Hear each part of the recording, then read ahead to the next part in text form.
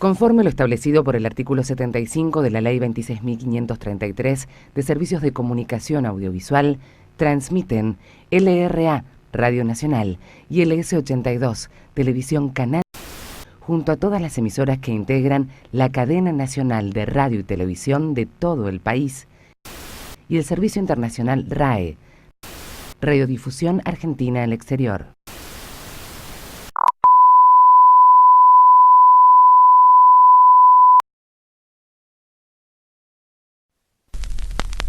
Se comunica a la población que a partir de la fecha el país se encuentra bajo el control operacional de la Junta Militar.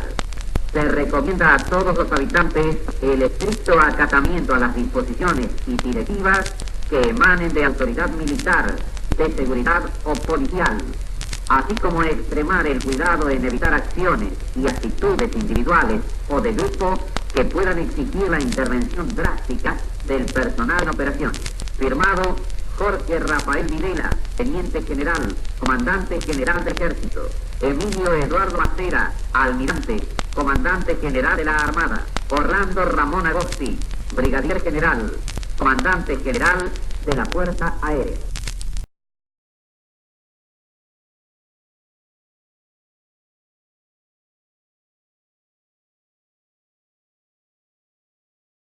Junio de 1950, 68 años. Nací un 4 de marzo de 1970 en Belgrano.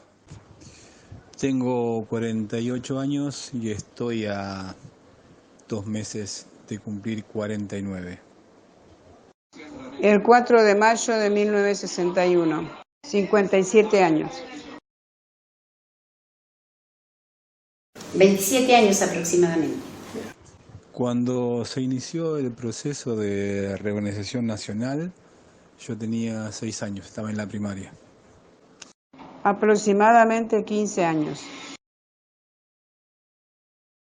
Control. Incertidumbre. Dictadura. Se controlaba bastante las actividades de cada persona, las cosas con las que se manejaba, libros, bolsos. Todo lo que llevaba uno era factible de que fuera revisado. Porque a pesar de que era chico, escuchaba, sin entender, pero escuchaba lo que hablaba mi familia. Más que nada porque tenía tíos, primos que eran militantes y se hablaba de eso, de incertidumbre, de miedo. En esa época no tenías derecho a nada. Si vos querías reclamar algo, terminabas muerto o desaparecido. El ambiente de la época. Y la gente andaba con miedo, porque, claro, uno no sabía, en definitiva, qué es lo que buscaban, porque por ahí podían encontrar algo que era totalmente inofensivo y ellos lo veían como algo comprometido y se lo llevaban. Me acuerdo que se vivía con mucho miedo. Por suerte, a mí no me pasó nada, pero conozco mucha gente a quien sí le pasó. Quedó en el recuerdo, un domingo a la mañana, tipo 9 de la mañana, parte de la familia aún durmiendo y sí, llaman y entran, no esperan que uno les diga adelante y controlaban. Sí. Entraban, miraban sobre todo qué libros uno tenía, qué objetos había en la casa, debajo de las camas. 15 minutos, 20 minutos aproximadamente, hasta que controlaban, veían bibliotecas, objetos, así que no era muy definido lo que había, un bolso, una caja con cosas, eso se revisaba. Me acuerdo que entraron a su casa, rompían la puerta, mataba a toda la familia, o por ahí si no mataban a todos se los llevaban a alguien para torturarlos. Una vez sola dentro del domicilio, en otras oportunidades andando, haciendo trabajos o en la calle. Recuerdo que se juntaban los amigos con mi tío y ellos hablaban de cuidarse un poco más en la calle, de que tener un poco más de cuidado para andar en la calle. Eso lo recuerdo perfectamente. Por zonas, había controles por zonas que podían ser mensuales, a veces eran más seguidos, a veces un poco más espaciados, pero se llegaban a las casas y controlaban, revisaban. No, en mi casa jamás entraron. nadie. Así que lo que yo tenía entendido era que se metían en la gente, que se metían en política, o que hablaba mal contra el gobierno, contra el presidente, o hacía paro por reclamar por sus derechos. Yo en esas cosas no andaba en nada, así que pienso que es por eso que nunca me pasó nada. Encontrar algo que no estuviera de acuerdo con el pensamiento que había en ese momento. Libros de subversión, de guerrillas, de actividades que no estaban acordes con el gobierno que había en ese momento. La mayoría de los amigos de mi tío, incluso mi tío, tenían idea de izquierda, eran hippies y pensaban de otra manera. Y me imagino que de eso hablaban de eso, de igualdad y todo eso, y es como que trataban de cuidarse en el sentido de que no pensar lo que ellos querían que vos pienses. Hacían un trabajo, digamos, desde abajo con la gente para despertarlos y para que vean cómo era la realidad. En realidad no me afectó nada, digamos, estudiaba como siempre, tenía actividades, no sé, de ir de Boy Scout, ir a la plaza, salir con mis papás, todo eso. Lo que sí recuerdo es que no volvíamos de tarde, eso lo recuerdo, es como que se evitaba volver de tarde a tu casa, es como que tenías que salir temprano y volver temprano.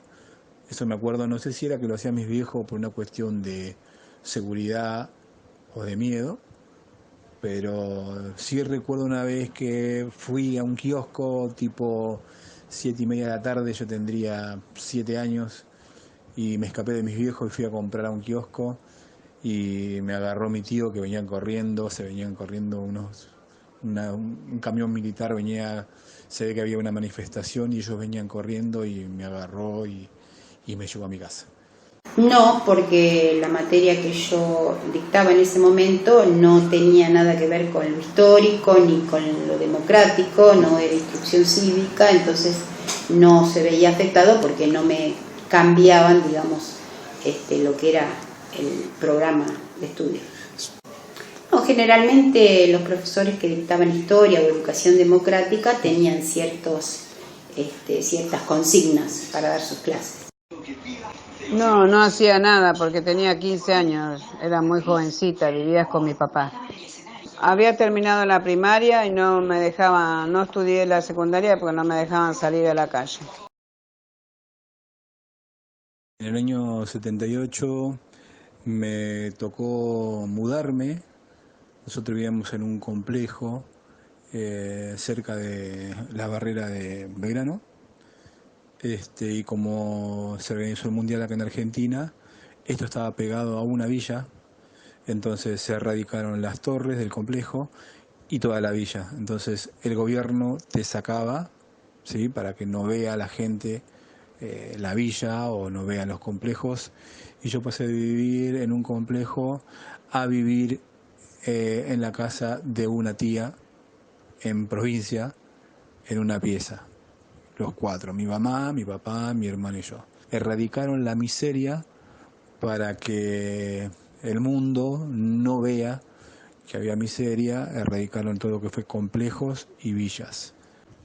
Hay que tener en cuenta que yo vivía medianamente cerca de la cancha de River Plate, así que los ojos del mundo estaban puestos en esa parte de Argentina y obviamente ellos no querían que vean la miseria de lo que estaba pasando en el país. Y yo tenía muchos compañeros de colegio y amigos de mi papá que eran bolivianos, paraguayos, y los deportaron a todos. Los subieron todos en un tren y los devolvieron a su país de origen.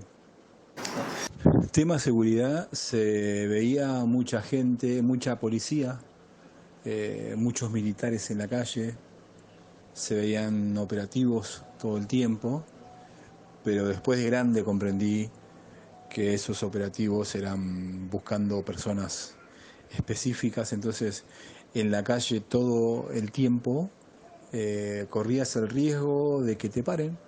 Yo recuerdo que muchas veces, estando jugando a la pelota con mi papá, en los bosques de Palermo o en el golf de Palermo, éramos, no sé, 6 compañeros de mi papá con sus hijos y contra la pared, contra los árboles, ellos le pedían documento y bueno, no pasaba más que eso.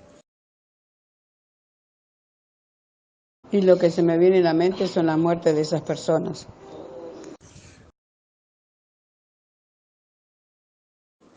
Yo creo que el que quedó grabado más que nada fue de las visitas en domicilios que hacía la gente que estaba a cargo de esas requisas, y después, bueno, el hecho de parar en la calle o cuando uno bajaba de un tren mirando qué es lo que llevaba en sus bolsos.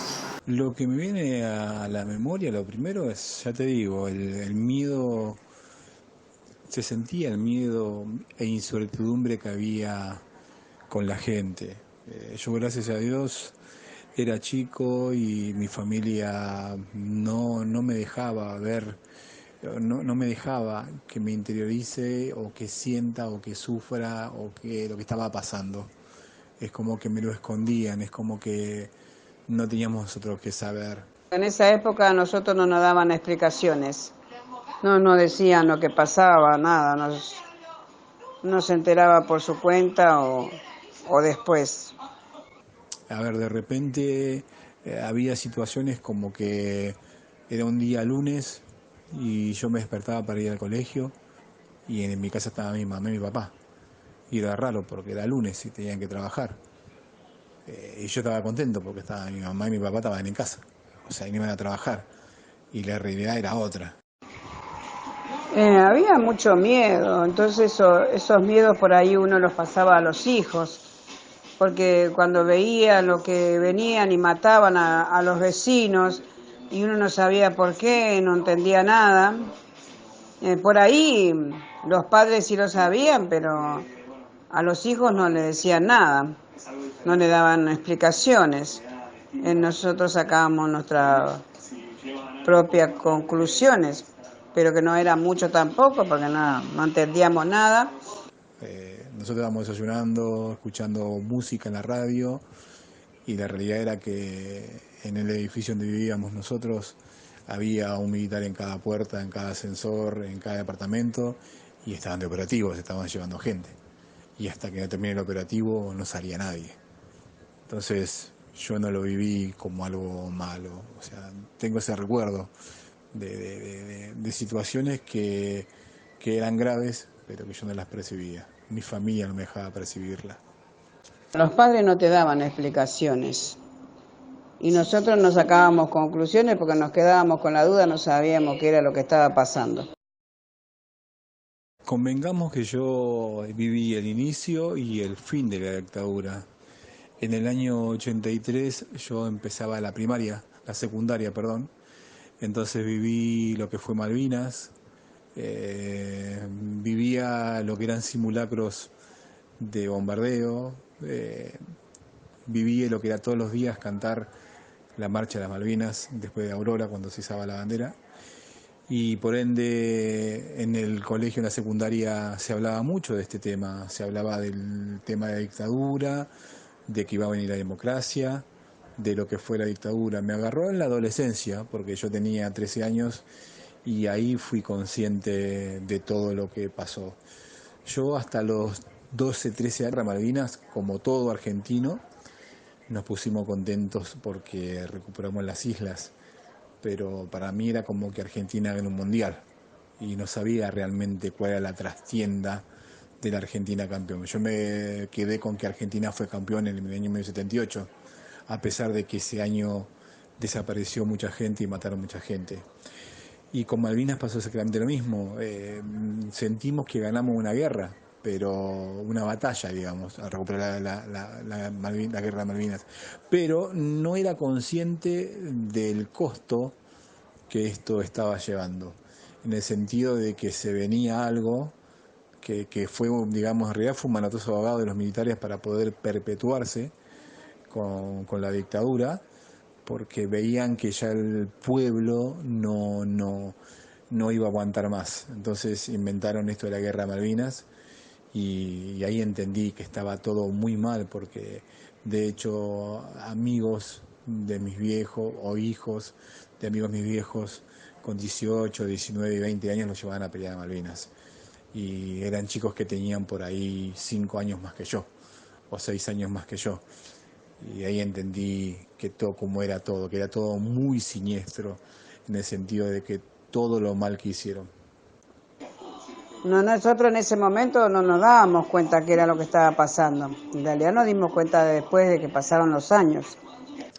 Como te digo, me agarró en la adolescencia. Ahí es como que me empapé un poquitito más de lo que fue la dictadura en Argentina. Y de hecho después, cuando asumió Alfonsín con la democracia, en el año 84, cuando esto se empezó, digamos, todavía estaba aceitándose lo que era la democracia, existían las razias, que eran operativos, y a mí, por tener el libro Nunca Más, me bajaban de colectivo, y a pesar de que tenía camisa, blazer, corbata azul de la secundaria y mis documentos, me bajaban igual del colectivo, me subían al patrullero, o me subían al micro, perdón, al colectivo, y salían a recorrer las calles a buscar gente. El que no estaba en la calle y no tenía su documento, lo subían al colectivo, nos llevaban a una comisaría y nos iban a buscar nuestros padres. Entonces ahí empecé a entender lo mal que era esto de la dictadura y los militares. Y después yo me enteré cuando subió Alfonsín, cuando empezaron a hacerle todo juicio y empezaron a hablar de eso. Pero uno antes no se daba mucha cuenta, pero se veía las cosas que pasaban, que mataba gente o se llevaban así de prepo a otros, eso lo veíamos. Pero ya te digo, los padres nunca te decían, mirá que está pasando tal cosa, no salgas a la calle, porque te va a pasar esto, nunca, jamás, nunca tocaron el tema. Sí, coincido con los jóvenes. Ahora también estamos viviendo en esa época, con la diferencia de que ahora al gobierno lo votamos nosotros. En esa época ellos subieron solos.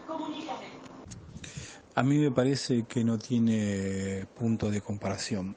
Primero y principal, se perdió el espíritu combativo. No existe el espíritu combativo como era antes. Ahora es como que es todo un negociado y, a ver, seamos realistas, si fue una represión, una dictadura, mucho de lo que están ahora no estarían siguiendo hablando, porque los militares eran así, o sea, constantemente había atentados, o sea, al que pensaba distinto o el que quería hacerlo pensar distinto a la gente, es como que lo anulaban. Me parece que en este tiempo pasa por otro lado esa especie de dictadura-corrupción, porque dictadura en cuanto a los mandatos, a lo que se hace, a lo que se maneja políticamente es una cosa, pero no creo que se llegue al tema de ir a revisar las casas. Pasa por otro lado, pasa más bien por lo económico que por la vivencia o por el modo de vida que tenga cada persona. Antes era y es igual que ahora. No te dejan, no te permiten pelear por tus derechos. Era lo mismo antes que ahora. Tenemos un caso concreto que es la noche de los Vápices. Eran chicos que estaban peleando por un boleto estudiantil y por desafiar a las autoridades los fueron desapareciendo uno a uno. Entonces eso hoy no existe, no. Es todo por un negociado, se arregla todo con plata. Antes te hacían desaparecer, ahora te golpean, te tiran bala de goma. de alguna forma te sacan igual de cuando estás protestando. Y la democracia existe, pero hasta cierto punto. Mucha gente dice que con los militares vivíamos mejor. Tampoco coincido. O sea, vivíamos mejor en el sentido de que, como dicen todos, mira, si desapareció o tuvo problemas alguna persona es porque en algo errado andaba. No todos los que desaparecieron o no todos los que tuvieron problemas con los militares andaban en algo raro. Así como había gente que el andar en algo raro era pensar distinto, había mucha gente que la ligó, digamos, de rebote. Lo que me queda por decir es que vuelvan a retomar el espíritu combativo que existía en esa época, que no era todo monetariamente, digamos. Eran convencidos por sus ideas, eran por ideales más que nada, y buscaban, digamos, estar en paz, buscaban que esté todo igualado de la misma forma y peleaban por sus ideas. Lamentablemente o por suerte, la juventud de ahora no es como la de antes. Las de antes eran muy miedosos, ahora no. No les importa nada. No todos, no voy a meter a todos en la misma bolsa. Pero la juventud de ahora no tiene miedo a nada. Esta época es más light, digamos. Tienen más derecho y están un poquitito más tranquilos para decir lo que sienten. No tienen presión. Nadie les hace sentir el miedo.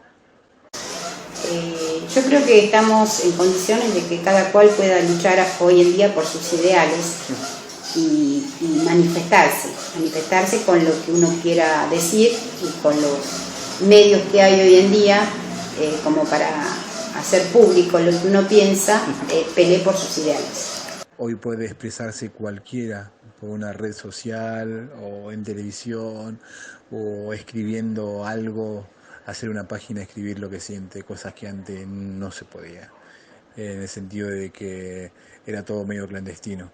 Entonces ellos no tienen hoy ese peligro de estar contando sus ideales. Entonces lo ideal sería que vuelva ese espíritu combativo y peleen por sus ideales. Que se hagan respetar y que exijan sus derechos. Aprovechen los espacios que tienen. Hay más formas de comunicación hoy en día que los que había en ese momento.